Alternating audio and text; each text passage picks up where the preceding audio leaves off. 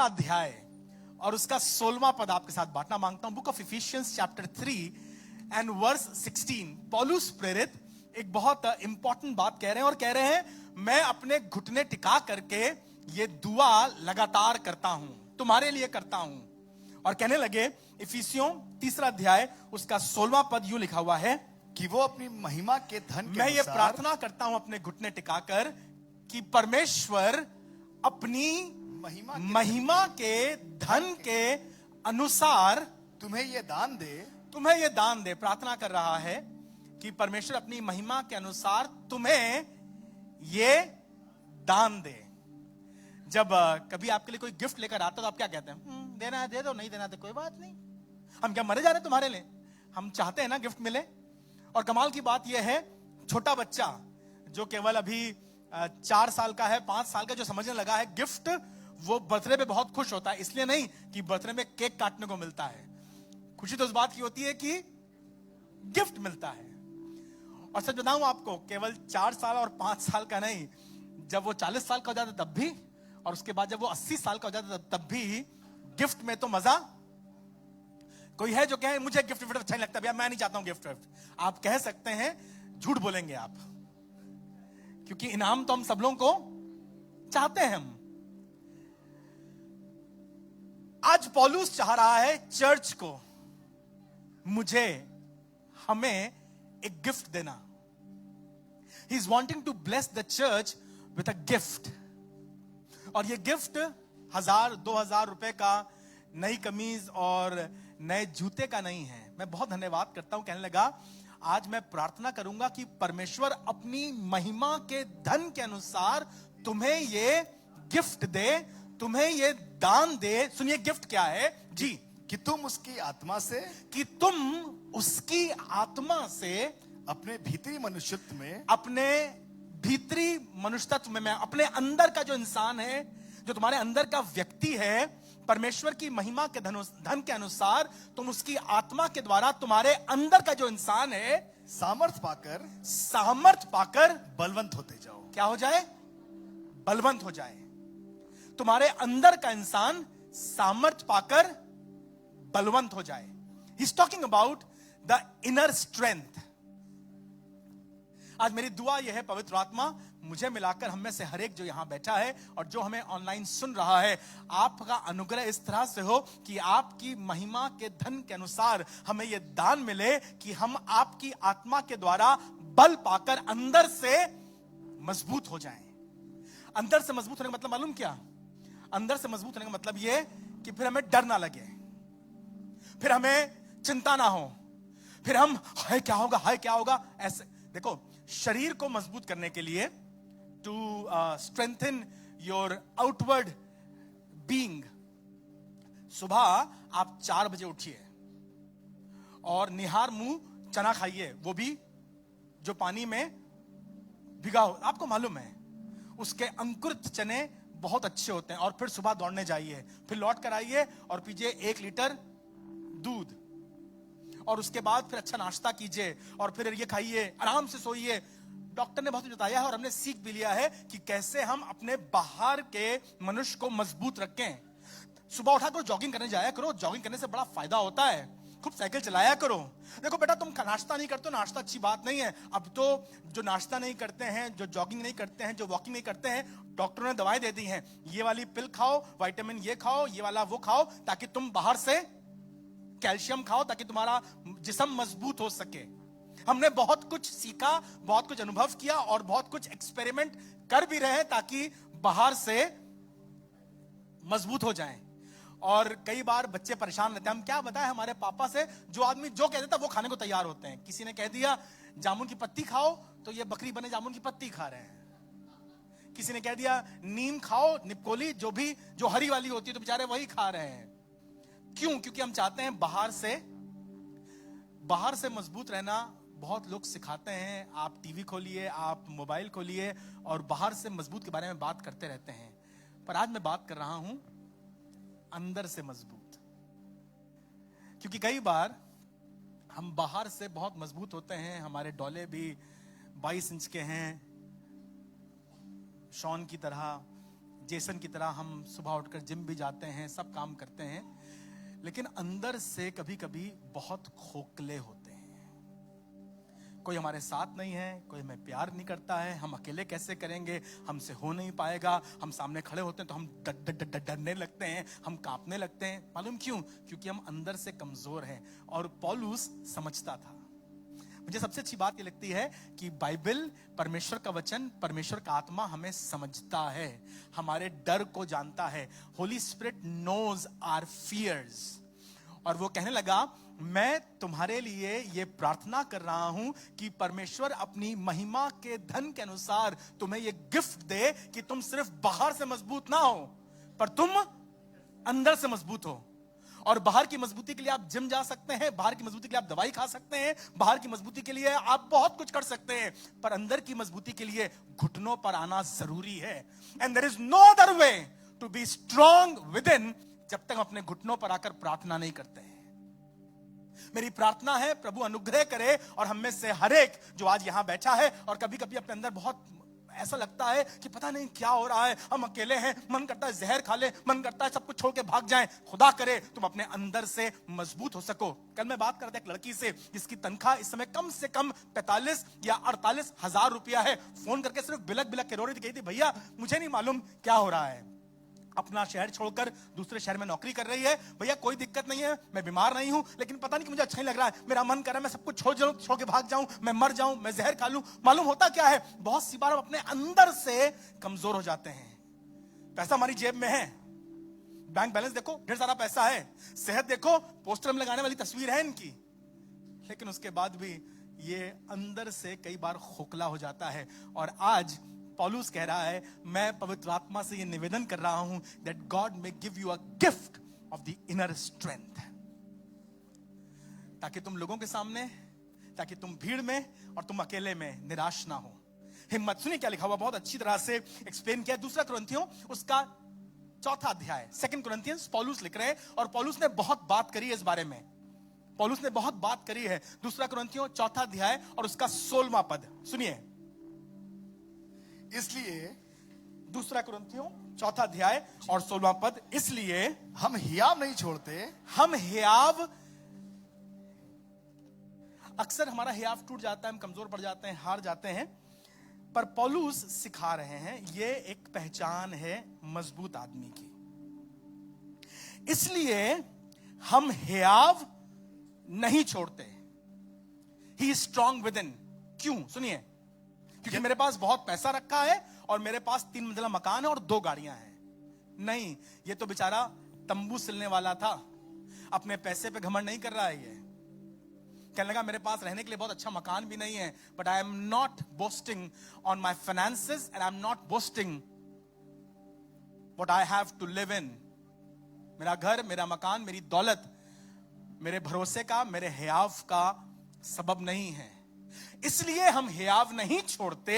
यद्यपि हमारा बाहरी मनुष्यत्व, फिर कहने लगा यद्यपि हमारा बाहरी मनुष्यत्व नाश भी होता जाता जो है। दिखाई पड़ रहा है ना, बाहरी मनुष्यत्व मतलब माय आउटवर्ड अपीयरेंस।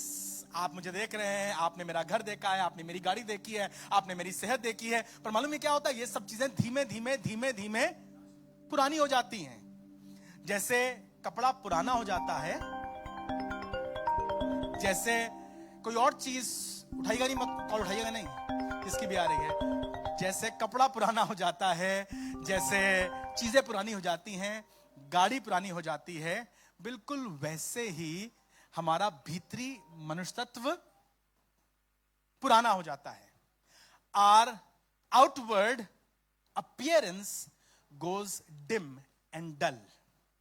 सुनिए, हमारा बाहरी मनुष्यत्व नाश भी होता जाता है, नाश भी होता जाता है, तो भी हमारा भीतरी मनुष्यत्व, तो भी हमारा अंदर वाला जो है ना, जो भीतरी मनुष्यत्व है, दिन प्रतिदिन नया होता जाता दिन प्रतिदिन, कोई कहे आमीन, मेरी प्रार्थना है प्रभु करे जैसे जैसे तुम्हारी उम्र बढ़ रही है और तुम्हें लग रहा है मेरा शरीर कमजोर हो रहा है, खुदा करे तुम्हारे अंदर का इंसान मजबूत होता जाए। जैसे तुम पढ़ाई लिखाई कर रहे हो, तुम्हारे सामने चुनौतियां आ रही है, तुम्हें लग रहा है पहले तो अच्छे थे यार, स्कूल जाओ बस, अब कुछ और दिक्कत ही नहीं है, अब तो हमारे पास चुनौती है, नौकरी करनी है, घर संभालना है, माँ बाप को भी हमें बैक करना है, हमारी भी शादियों की कैसे। खुदा करे जब तुम्हें लगे तुम बाहर से कमजोर हो रहे हो, चाहे बाहर से कितने कमजोर हो, कितने बीमार हो, कितने निर्बल हो, पर तुम्हारा जीवन घुटनों का हो और तुम अपने अंदर में मजबूत होते चले जाओ।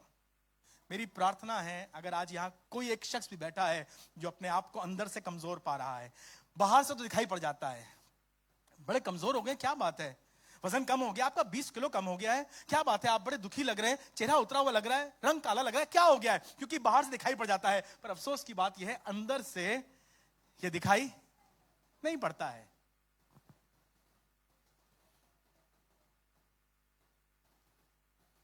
इतनी अच्छी तनख्वाह है इसकी, इतना बड़ा मकान है, इतने अच्छे बच्चे हैं, फिर भी जहर खा के मरने को तैयार था, क्यों? क्योंकि अंदर से कोई देख ही नहीं पा रहा था।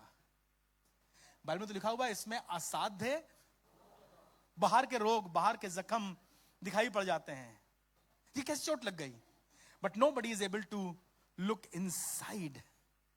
जो कमजोर पड़ रहा है कहने लगा मैं प्रभु का धन्यवाद करता हूं कि मेरा बाहरी शरीर तो कमजोर होता जा रहा है, पर धन्यवाद प्रभु तू मुझे अंदर से नया करता जाता है। बाहर का शरीर आपने पढ़ी है बाइबल में, बहुत इंपॉर्टेंट या बहुत फेमस कहानी है ये सैमसन की, सुना है ना? एक बच्चा था जो अपनी मां के गर्भ से चुना गया था कि प्रभु का एक बहुत जोरावर खादिम बने, बहुत सामर्थी खादिम बने, और इसके लिए कहा गया था कि इसकी मां से कहा गया था कि इसके सर के बाल कभी ना उतारे जाएं, इसके बालों में इसकी ताकत रहेगी। तो बचपन से इसकी मां ने और इसके पिता ने, सैमसन के पापा मम्मी ने, मिस्टर मिसेस मनोहा ने इसे बहुत ध्यान से रखा, बहुत पाल पोस के बड़ा किया, प्रभु की बातें सिखाई, प्रभु की आज्ञाएं सिखाई, और ये बच्चा धीमे धीमे धीमे धीमे धीमे धीमे बलवंत होता जा रहा था। He was getting stronger and stronger. बचपन में कभी बच्चों से लड़ाई हो जाती, जब ये लोग 8-10 साल के थे तो उठा के पटक दिया करता, और बच्चा गिरा तो मालूम चला उसकी पीठ टूट गई। क्या हुआ? अरे समसून ने मार दिया, समसून ने मार दिया। सब शिकायत करते। उस समय हंसी खेल हुआ करता था। अब जब ये जवान हो गया, 18-20 साल का हो गया, जब इसने देखा कि हमारे देश में दुश्मन आते हैं तो सारी सेना तो लड़ने को जा नहीं रही है, समसून अकेले चल गए। और बाइबल बताती है इसने एक दिन में गधे की जबड़े की हड्डी से 1000 लोगों को मार दिया। अरे बाप रे बाप, सैमसन की ताकत, सैमसन की स्ट्रेंथ की चर्चा आसपास में फैल गई। मिद्यानियों को मालूम चल गया, फिलिस्तीनियों को मालूम चल गया कि समसून जोरावर है, और समसून का बल बढ़ता जा रहा था। एक दिन समसून कहीं पर थे, लोगों ने इसे घेर लिया और कहने लगे सुबह सुबह इस पर अटैक कर देंगे, इसे घेर लेंगे और फिर हम इसे मार डालेंगे। समसून रात में 2 बजे उठा, गया, इसने उस जमाने में बड़े बड़े फाटक हुआ करते नगरों में, उन फाटकों को हिलाया, लोहे के फाटकों को लिया, अपने कंधे पे टांगा और ले जाकर दूर खाई में फेंक दिया। जब लोग उठे तो लोग डर के मारे थर थर कांपने लगे। अरे समसून इतना ताकतवर! मुझे नहीं मालूम आप कितने स्ट्रांग हैं, आपकी कितनी शक्ति है, आपको प्रभु ने कितना बल दिया है, कितना पैसा दिया है, कितनी अकल दी है, कितनी क्वालिफिकेशंस दी हैं, और आपके पास बहुत ताकत है। पर समसून के साथ एक बहुत दुर्भाग्यपूर्ण घटना हुई। न्यायों की पुस्तक 16वां अध्याय, बुक ऑफ जजेस चैप्टर 16 और उसकी 19वीं आयत में लिखा हुआ है, तब उसको उसके अपने घुटनों पर सुला रखा। तब उसने उसे अपने घुटनों पर सुला रखा। जो लोग बाइबल जानते हैं उन्हें मालूम है किसकी बात हो रही है, पर एक बार जल्दी से बता दूं आपको, समसून इसकी कमजोरी थी, और कमजोरी ये थी कि ये कहीं भी किसी भी लड़की के पर मोहित हो जाता था। We all have weaknesses. He was struggling in this area, और ये लव अफेयर, इसको लगता था यही सच्चा प्यार है। पहली बार, दूसरी बार, तीसरी बार, बार बार लगातार यही सच्चा प्यार है। 8th क्लास में उसको वही लगा था, फिर 8th में वो पास हो गई, ये फेल हो गए, तो वो अब दीदी हो गई। नया अवतार, नया प्यार, 8वीं पार। फिर कहानी आगे बड़ी, हाई स्कूल में आए, अब हम सीरियसली रहेंगे। हाई स्कूल में किसी ने पेपर दिए, किसी ने कॉपी दी, किसी ने आंसर स्क्रिप्ट दी, मदद करी, फिर लगा कि जब से तुम मिले दीवाने। भाई बड़े हुए नौकरी करने लगे, वहां को समझ में, समसून की दिक्कत ये थी, ये इसकी प्रॉब्लम थी। 3 या 4 ऐसे किस्से हो चुके हैं। उसके बाद इस औरत का नाम आता है बाइबल में दलाइला। और बहुत अजीब सी बात लिखी है। मैं बात कर रहा हूं एक ताकतवर आदमी की। देखो बाइबल की कोई भी कहानी ना सिर्फ कहानी नहीं है, वो एक स्टोरी है जो आपके सामने रखी गई है, पर उसके पीछे एक आत्मिक अर्थ छुपा है। और जब तक कि हम उस कहानी को सुनकर समझ करके उसके आत्मिक अर्थ को नहीं समझते और कैसे हमारे जीवन पर लागू होता है ये नहीं समझते हैं, तो हम कहानी को आधा समझते हैं। समसून की कहानी बात करती है बल की, शक्ति की, ताकत की, पर साथ साथ बात कर रही है उसकी कमजोरी की। और लिखा हुआ है 16वें अध्याय के 19वें पद में, और दलीला ने समसून को अपने घुटनों पर सुला रखा। यह दलीला की गोद में सो गया। दलीला की छोटा बच्चा नहीं था, किसी गोद में सो जाता आके, हाँ उसने गोदी ले, नहीं, जमीन पे लेटा होगा, पलंग पे लेटा होगा, ये उसके पास बैठी थी, अपना सर उसकी गोद में रखकर ये सो गया। मुझे माफ कीजिएगा, बहुत ताकतवर, बहुत शक्तिशाली, बहुत बुद्धिमान और बहुत धनवान और संसार के हिसाब से जो बहुत स्मार्ट लोग होते हैं ना, कई बार वो भी जब संसार की गोद में अपने आप को छोड़ देते हैं तो फिर खतरा मंडराने लगता है। इससे पहले 3 बार जब जब ये दलीला के साथ था, इससे पहले 3 बार जब ये दलीला के साथ था, इस पर आक्रमण हो चुका है। ध्यान दो, जब तुम उस दोस्त के साथ रहते हो, जब तुम उस भाई के साथ रहते हो, जब तुम उस दोस्त के साथ बैठते हो, कई बार तुम पर आक्रमण हो गया और तुम नशे में गिर पड़े। जब आप उसके साथ थे तो आपके मुंह से गाली निकल गई। जब आप उसके साथ थे तो आपका झगड़ा, समझ लीजिए इसका मतलब ये जो दोस्त है दलीला की तरह है, जो तुम्हें बार बार बिल्कुल दहलीज पर लाकर छोड़ता है। और हमें लगता है इत्तेफाक की बात है, अब क्या करें, उसके साथ रहे तो हो गया गुस्सा, अब हमने पी ली, अब इसमें इसकी क्या गलती है। उसे लगी नहीं रहा था कि दलीला की इसमें कुछ गलती है, या यूं कहूं मानने को तैयार नहीं था कि इसमें दलीला की कुछ गलती है। दलीला उसको 1 बार नहीं, 2 बार नहीं, 3 बार बिल्कुल मौत के मुंह में ले आई थी, पर यह छोड़ने को तैयार नहीं था। इसमें तो मेरा दिल बसता है, ये तो मेरी सबसे अच्छी दोस्त है, ये तो गोद है जहां मुझे अच्छा लगता है। और संसार की गोद में कई बार हमें बहुत आराम मिलता है, क्योंकि संसार हमसे किसी चीज के लिए मना नहीं करता है। खुदा कलाम मना करता है, कहता गाली खाकर गाली मत देना। दलीला कहती है अरे तुम 2 क्या 4 देना। I feel comfortable and I feel it's like luxury to me. पर यूं लिखा हुआ है, उसने उसे अपनी गोद में सुला रखा और एक मनुष्य बुलवाकर उसके सिर की 7 लटें मुंडवा डाली। उसके सर की 7 लटें मुंडवा डाली और वो उसको दबाने लगी। और वो उसको पूरा प्रोसेस लिखा है। लटे मतलब उसका अभिषेक, प्रभु की दी हुई आशीष, प्रभु का दिया हुआ दान उतरवा दिया, और वो उसे दबाने लगी और वो निर्बल हो गया। A man who was as strong as Samson, उसके बारे में लिखा हुआ है, और वो निर्बल हो गया। सच बताऊं आपको, शरीर के भाव से आज निर्बल हुआ, पर आत्मा के भाव से ये बहुत पहले निर्बल हो गया था। गोद में तुम कभी बलवंत नहीं होगे, बलवंत तो होगे जब तुम अपने घुटनों पर आओगे। आज मेरी प्रार्थना है, खुदा बाप यदि कोई निर्बल हो भी गया है, परिस्थितियों ने, हालात ने, गंदी संगति ने, दोस्तों ने, हमारे खुद के गुनाह ने हमें कमजोर कर दिया, हम तेरे पास लौट कर आए हैं और आज चाहते हैं प्रभु हमें अंदर से मजबूत कर, ताकि जब वो ग्लास मेरे सामने बहाया जाए तो मैं अपना हाथ खींच लूं और मैं कहूं मैं इसमें शामिल नहीं हूंगा। जब वो मेरे पास मोबाइल में कॉल आए, मैं मना कर दूं मैं तुमसे बात नहीं करूंगा, क्योंकि मैं कमजोर पड़ना नहीं चाहता हूं, मैं अपनी शादी बर्बाद नहीं करूंगी। प्रभु जब मेरे पास ऐसा मौका आए कि वो मुझसे कहे गंदी बात और चाहे कि मैं पलट के गाली बकूं, मैं अपने जुबान को बंद कर लूंगा, क्योंकि मैं अपने अंदर कमजोर नहीं होना चाहता हूं। रूहे पाक मेरी सहायता कीजिए, so that I may. पौलुस एक दिन अपनी कमजोरी बताने लगा। पौलुस रोमियो उसके 7वें अध्याय में अपनी कमजोरी बताने लगा, कहने लगा जो मैं करना चाहता हूं वो मुझसे होता नहीं, और जिस बुराई की मैं लालसा नहीं करता उसी में मैं फंस जाता हूं। कहने लगा मुझे लगता है मेरे अंदर एक फर्क तरह की व्यवस्था काम करती है। I am trying to subdue and I am trying to tame that wild who is in मी।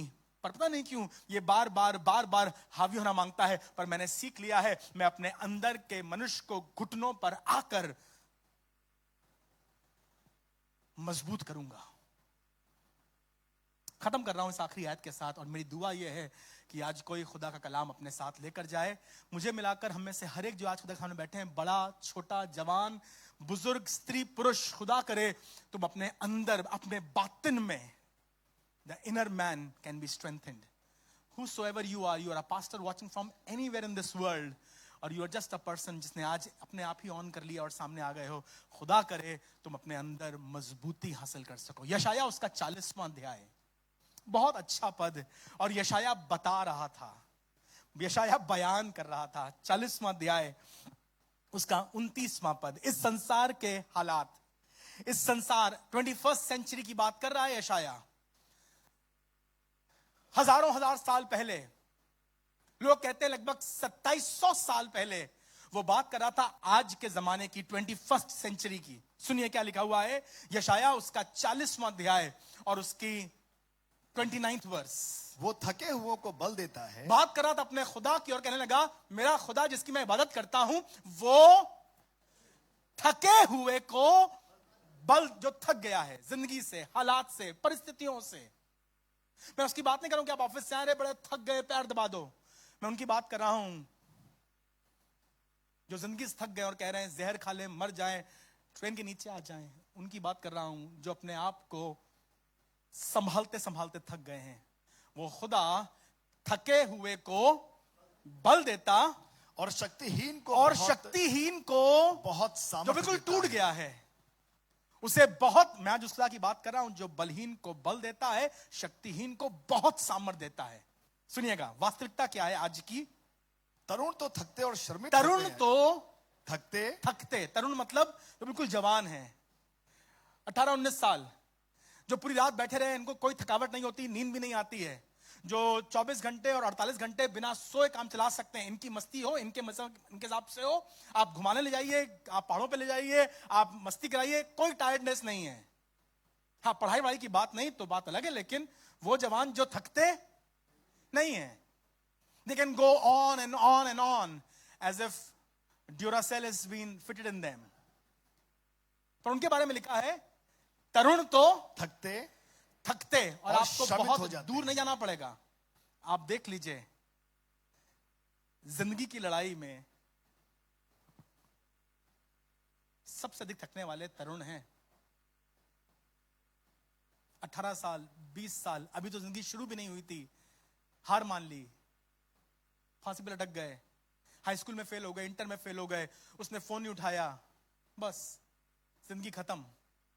तरुण तो थकते और श्रमित हो जाते हैं, हार जाते हैं, टायर्ड एंड वेरी। तरुण तो, जवान तो थकते और श्रमित हो जाते हैं, और जवान ठोकर खाकर गिरते हैं, और जवान ठोकर खाकर गिर जाते हैं। करते करते अब नहीं हो पा रहा है, ठोकर खाई और गिर पड़े।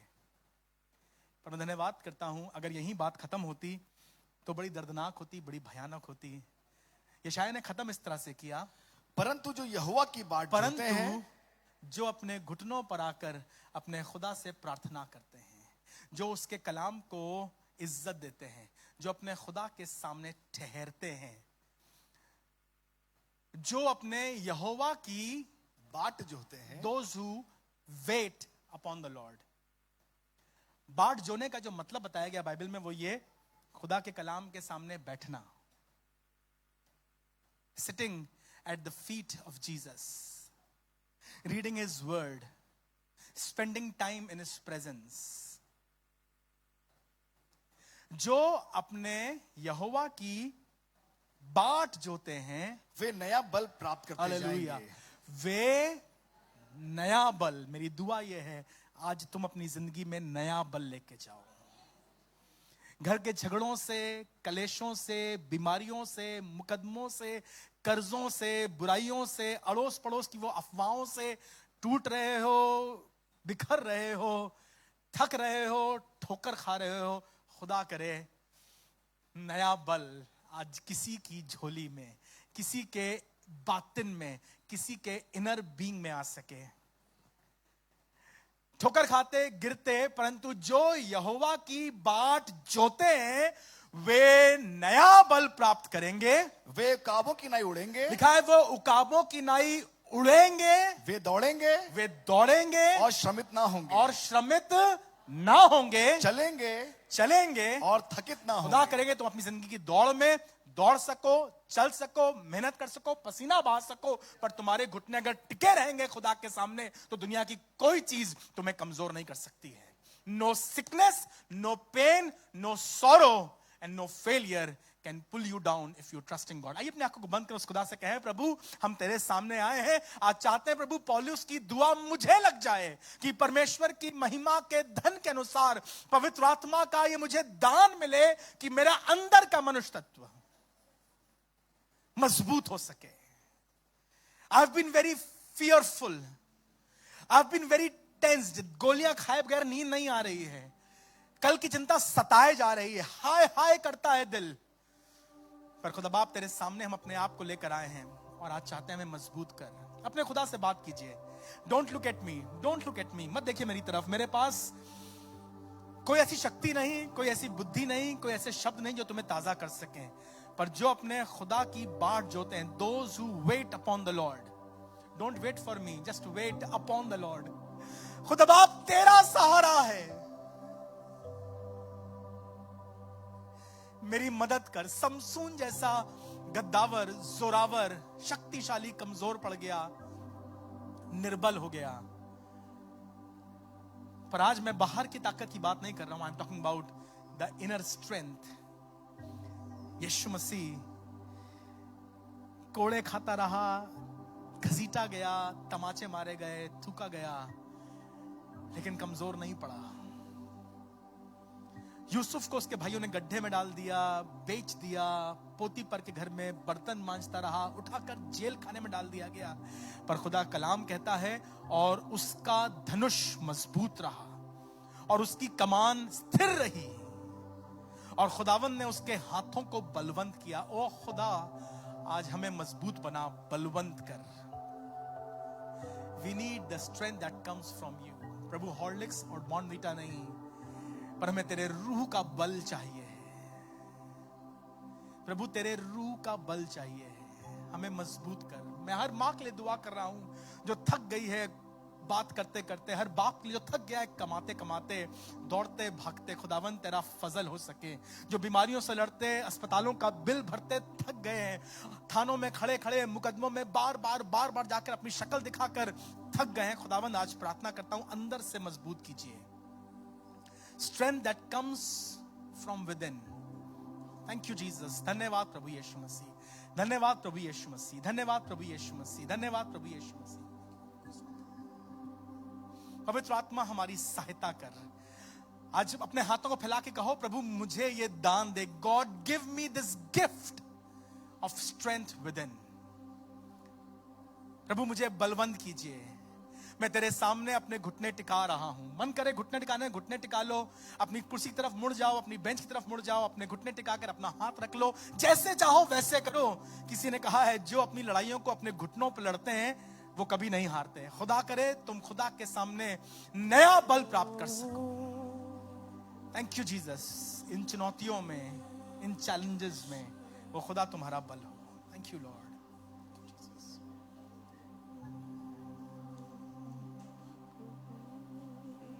धोके अपने लहू से सब नया कर दे।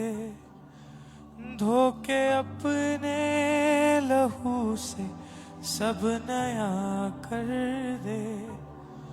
धोके अपने